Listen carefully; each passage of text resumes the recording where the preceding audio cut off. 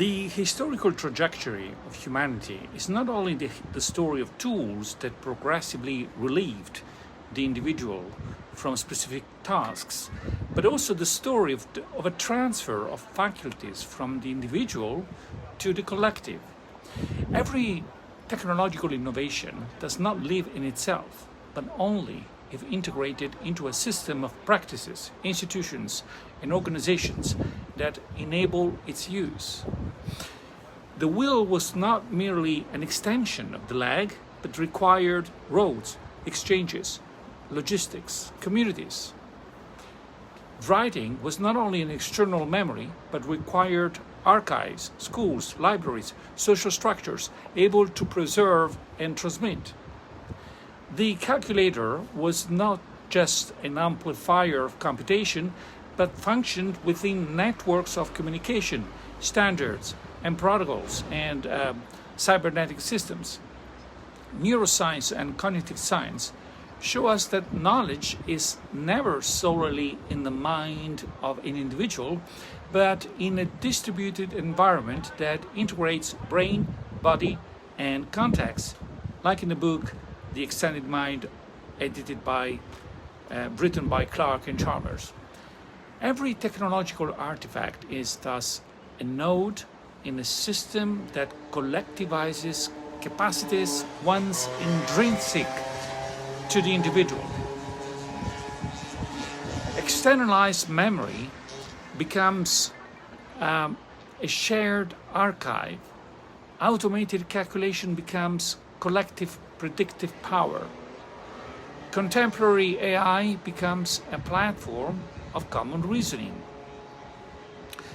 With artificial intelligence, we are reaching the ultimate phase of this process, the transfer of higher cognitive faculties, reasoning, problem-solving, inference, from the individual to the collective.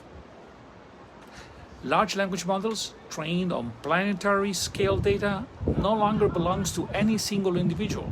They are the technical incarnation of an emergent collective intelligence, born on the aggregation of billions of minds and the distributed computational power of a global infrastructure.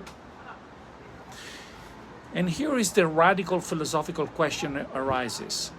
If memory, calculation, and inference are already delegated to a collective network, what remains as the last bastion of the individual?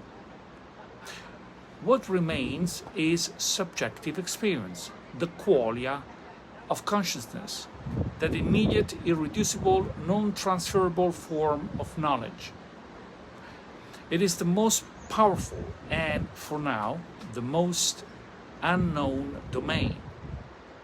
The question then is this: if this process of collectivization has already absorbed body, memory, and reason, might it one day also absorb subjective experience? From a neuroscientific standpoint, the most suggestive parallel is with the brain itself. You see, no single neuron knows anything. It is only in the networked organization that thought and consciousness emerge. Perhaps humanity is becoming a planetary brain where each of us is a neuron in a global network in which collective consciousness could one day emerge as a new systemic property. Technology in this sense is no longer merely prosthesis, like a prosthesis, no longer merely an instrument.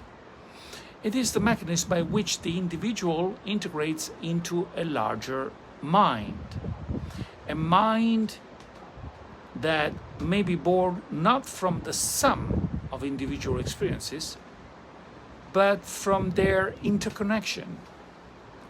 The profound philosophical and scientific question here is therefore this one: are we building a collective intelligence that remains a tool at our service? Or are we unknowingly preparing the birth of a planetary consciousness in which we ourselves will be nothing more than elementary nodes?